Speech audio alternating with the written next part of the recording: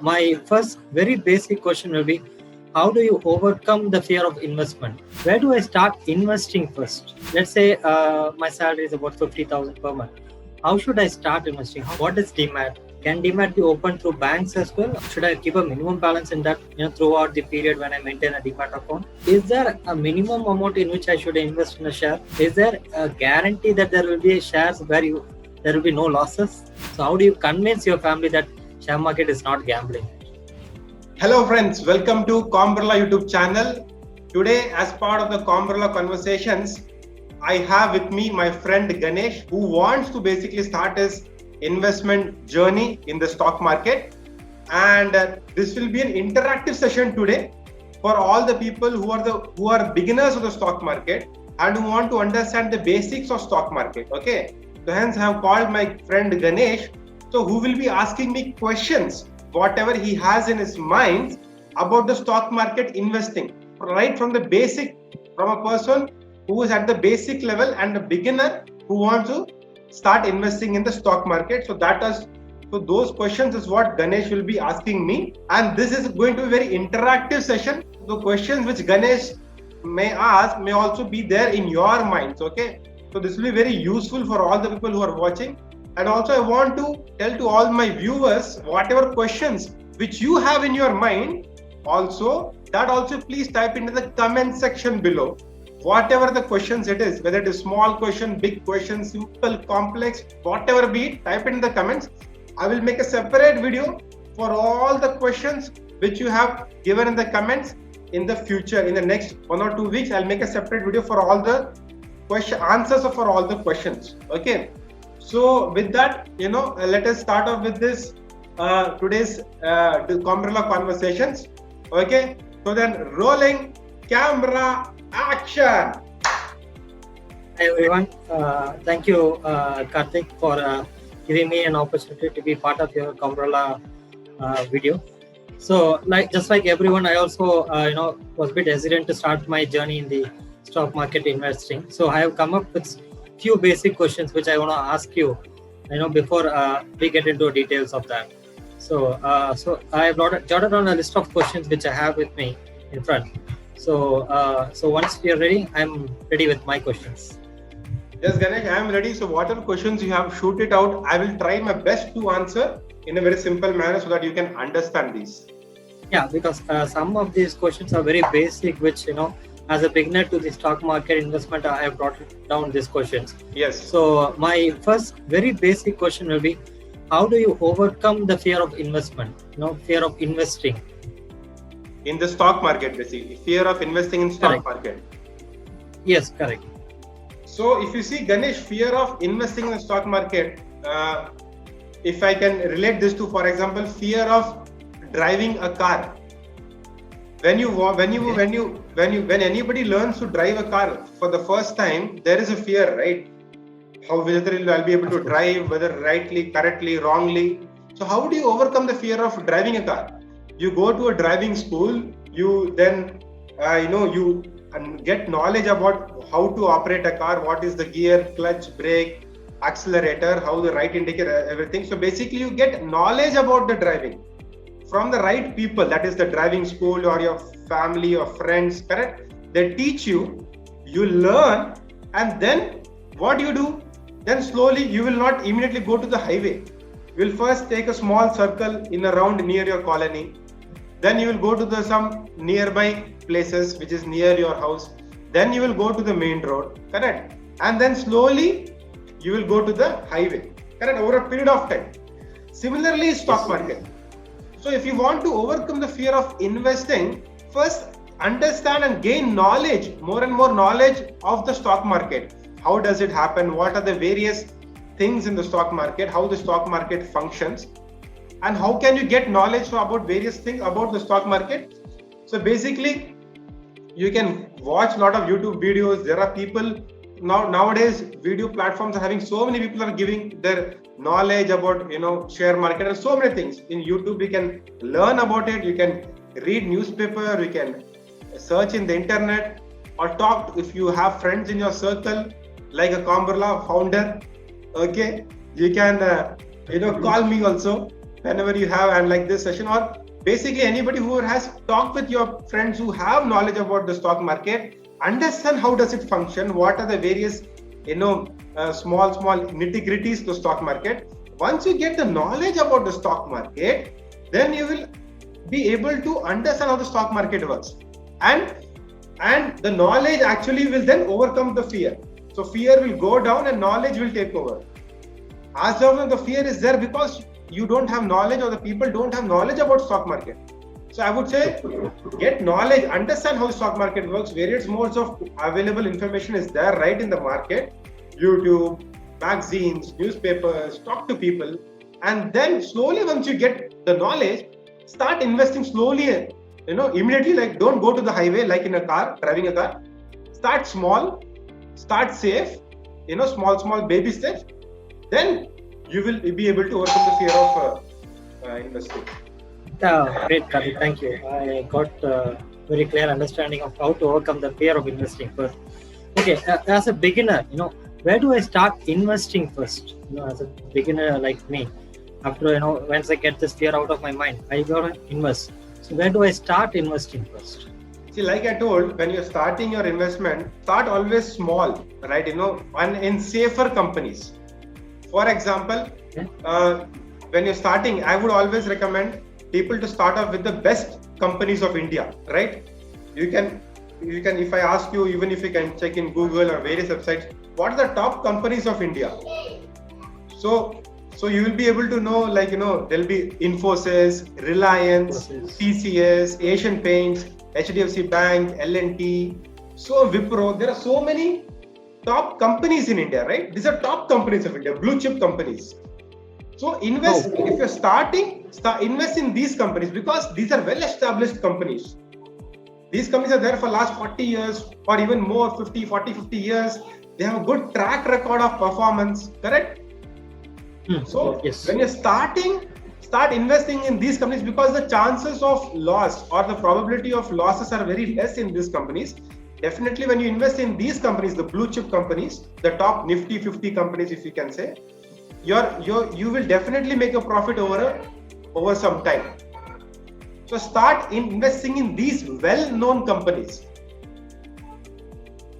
So, like you said, if I identify these sort of companies, which brings out my next question, what I have in mind. Let's say my salary is about, say, take 50,000 per month. How should I start investing? How much should I invest in these sort of companies? Monthly basis, or should I invest it on a quarterly basis? How do it functions actually? Yeah. So if you have 50,000 salary per month, it depends on how much of your expenditures you have in every month. Like, how do you live with your family, or live alone with your wife, or what are expenditures per month? Okay. So only based on that, you can plan your investments. But generally, as a minimum rule, whatever be it, you should invest minimum 10 to 15% of your salary into whatever investment you make. So if you have 50,000, minimum will be 5,000, which is 10%, or 15% would be 7,500. Minimum, start investing this amount on a monthly basis, and in these safer companies, which are called blue chip companies, like Infosys, Reliance, TCS, Asian Paints, HDFC Bank, top Nifty 50 companies. Start in these companies small, take baby steps in these companies. Okay, so now that I understand how much I should invest, now the next big question is, what is the starting process to get into the investment, the so-called demat account? So I want to know, what is demat? Just give me some basic knowledge about demat. And let's say demat account can be opened in any banks, like these sort of questions which comes in my mind when I want to know about demat. So basically, demat account, if you see, is simple, like how you have a bank account where you keep money. Demat account is where you keep your shares, okay, in a digital form. So shares nowadays are not issued in paper or physical form, correct? It is all become electronic since 1996 onwards it started. Now you cannot have physical shares. So demat account is a place where all your shares are kept in a digital form, electronic form, okay? So that is where that is what is meant by demat account. So when you buy shares, you will be able to, the shares will come in your demat account, And when you sell the shares, it will go out of a demat account, similar to like electronic banking. Okay, I've also made a video to all my viewers. You can check the I button here, and wherein I've made a short video about demat account also. So going into this video, so basically, if you have to now open a demat account, okay, you have to open a demat account with a stock broker. Okay, you cannot directly go and buy shares in the stock market like NSE or BSE. You have to have a stock broker. So there are a lot of stock brokers in India with whom you can open a demat account. For example, the number one in India as of now is Zerodha. Okay, so like Zerodha, there are a lot of other stock brokers like Upstocks, Motilal Oswal, Sharekhan, Integrated, okay, IndMoney. So there are various stock brokers in India who provide the facilities of opening a demat account. So you can go to their website. I use Zerodha, basically it is very good. And friends, this is not a paid promotion. We are not getting collaboration with any Zerodha. This is just because I use Zerodha and it is a nice app and platform. I'm just telling that. So go to their website. There'll be some option like sign up or join. Okay, and if you click there, you'll have to give your basically phone number and email ID. They will call you, and you'll have to give some basic KYC documents like PAN, Aadhaar over the email to the person. And once you give that, your demat account will be opened within 2 to 3 days, and right at the comfort of your home. So these are basically new age technology companies like Zerodha, Upstocks. There is not necessarily you have to go in person to some office, or that person has to come to your home to collect documents. Right? You submit your KYC documents over mail. Demat account gets opened in 2 to 3 days, and then you can start, investing in the shares. So relating to that, I just have one more question. So, like you said, besides the stock brokers, can demat be opened through banks as well, or only like national banks or even private banks also gives us an option to open demat account? Yes. So basically, even in all the banks like HDFC Bank, ICICI, SBI, Axis Bank, Kotak Mahindra, all banks also provide demat account services. Okay, you can open a demat account and trade from there also. But I would actually prefer, generally people also prefer through separate stock brokers, because there, for example, Zerodha is having zero brokerage on the stocks. Right, okay. There's no brokerage, whereas all these banks have charged some brokerages. So in Zerodha, you just pay annual maintenance fees of 150 or 180 rupees per year, and then when you buy and sell shares, there is no brokerage. So I would prefer you would go to these companies like Zerodha, Upstocks, or Motilal Oswal, or Sharekhan, Integrated, all these companies. Yeah. So like you said, since demat is more like a digital account where we maintain, so does it mean it requires us to should I keep a minimum balance in that throughout the period when I maintain a demat account, or any minimum balance to be maintained like how our normal savings and other bank account operates? Okay. No. Demat account, you don't have to have any minimum balance in demat account. Basically, you can have zero balance also. But whenever you are buying shares, you need to add money in the demat account from your normal bank account and buy shares. Suppose you added 10,000, you bought shares for 8,000, 2,000 will remain in your demat account. And if you want, you can withdraw that money from your demat account again to your bank account. So basically, there's no minimum balance, but money will stay in your demat account when you want to buy, if you don't buy shares. And you can also transfer to your bank account, or you can keep transacting. But there is no minimum charges. Okay. Similarly, let's say to the demat account which I own, if I stop trading for say 6 months or 1 year, sometime I just want to take off the investment, keep zero balance. What happens to the account when you stop trading from the demat account after a certain period, say 6 months? Yeah, even if you don't trade for 6 months, no problem. Unless you don't pay the AMC. If you keep paying your AMC, annual maintenance charges every year, your demat account will be active. Even if you don't trade for 6 months, but after more than 1 year, after 1 year also you don't trade, but if you have paid your AMC, your demat account will be active. So AMC is the important thing you have to pay. Your demat account will be active even if you don't buy or sell shares. Okay. So coming back to this investing in shares, so is there a minimum amount in which I should invest in a share? like does it vary? Like you have to invest certain amount in the shares, let's say 1,000 or 5,000 rupees, beyond which you can't invest. Is there any specific criteria applicable for us? No, there is no minimum amount of investment. You can invest even 1 rupee. If there is any share for 1 rupee, you can buy for 1 rupee also. So there is no minimum amount. 1 rupee, 100 rupees, 1,000, 10,000. You can invest any amount. That is the biggest, I would say, the advantage of share market basically. Because even if you want other forms of investment like land or housing, real estate requires a lot of huge initial investment. But in share market, there is no initial investment as high as other forms. So that is a good advantage. Yeah. So just because you said no, invest even a minimum amount is fine for a share.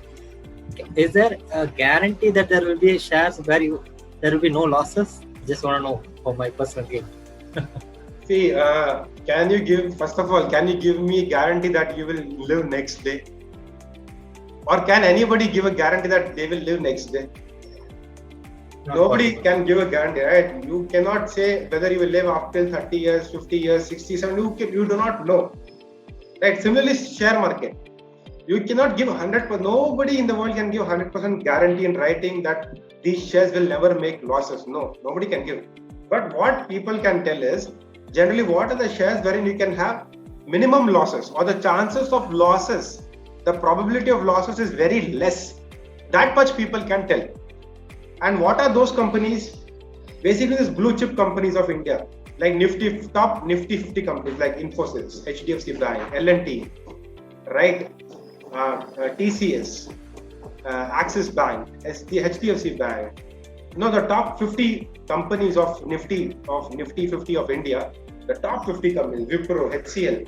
These companies, you can say, over a period of time, if you buy today also, the next 1 or 2 years, definitely you will not definitely, chances of making loss are very less. You will actually make profits.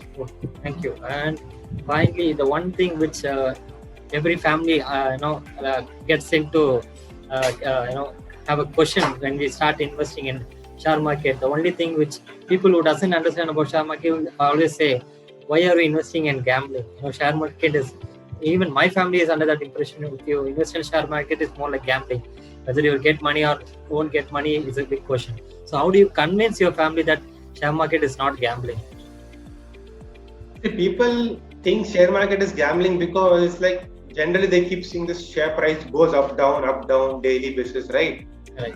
And they keep thinking, yesterday, share price was just, it suddenly came down, and suddenly it is going up. It is like gambling. They attribute this factor as to the gambling.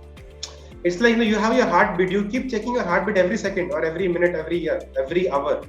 Oh, my heartbeat is going fast. Suddenly it is going down. You don't check every minute, every day, right? So that is also share market. Don't keep seeing the share price daily basis. Or every one last day it increased, now it is decreased. If you see like that, it is a wrong thing. Okay. And what you do is, see, the people generally have taken the wrong examples out of, somebody would have told in some family or your family, I invested in share market, I got lost. See, I lost all my money. See, because those are the people generally, if they have not applied their brains or, proper knowledge while investing, they would have get a loss. Generally, what people do, they don't have much knowledge. So they will ask, like, I will ask you, Ganesh, tell me some shares, man, to buy.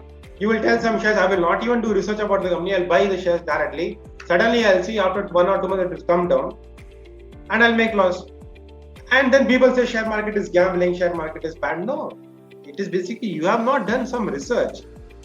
Just like that, somebody tells some tips. People keep asking for tips and they invest and then they lose money. They say gambling. This is a gambling. But if you see all proper investors, like, there are a lot of companies who have grown, right? Infosys, TCS, Wipro, HCL, SBI, HDFC Bank, L&T. These companies have grown, right? They're so big companies, so the shareholders of them would also have made profits. So if you are invested in these companies, or right now also, if you invest in these companies, you will also grow in the future. So basically, a lot of people in stock market who have become rich. How did they become rich? Is they apply knowledge directly. They don't buy something just because somebody told you. Like if you want to buy a car, will you just buy a car just because your friend told you? No, I have to see to. You will see 4 or 5 cars and 4 or 5 showrooms, Maruti, Honda, Mahindra. You'll see all the specifications, and then only based on what you think is good for you, after doing research only you will buy, right? Similarly, stock market. Now, if you buy a car just like that and then say, no, I was gambling, it's a problem. So, research, people should do some research, and then if you do proper research, then it is definitely not at all gambling. That word itself is wrong.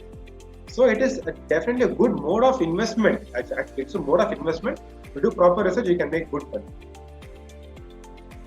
Thank you, CHP. So friends, so today actually, we are making this into 2 parts basically, because the part 1 is also, I think, has come to above 15 minutes. So we don't want to make it a long video. So we'll make the other set of questions into the next video. And in the next video, we'll be discussing about what are the taxes, what is the impact of taxes, how you have to, what are the taxes which are applicable in the stock market, how you can, what are the IT returns, income tax returns, how do you declare your, taxes or, investments made in the stock market in the IT returns, and what is the better long term or short term, and how you can invest in, different, on how you can make profits, various types of profits in the stock market. So those things will be covering in the part 2 of the video. So all the comments, please write down your comments. Logo, jaldi comments mein section mein reply karo, and so that your doubts I will clarify. I'm giving you my word of mouth. Okay, so thank you for watching Combrella Conversation. Stay tuned for the next video, part 2. Thank you.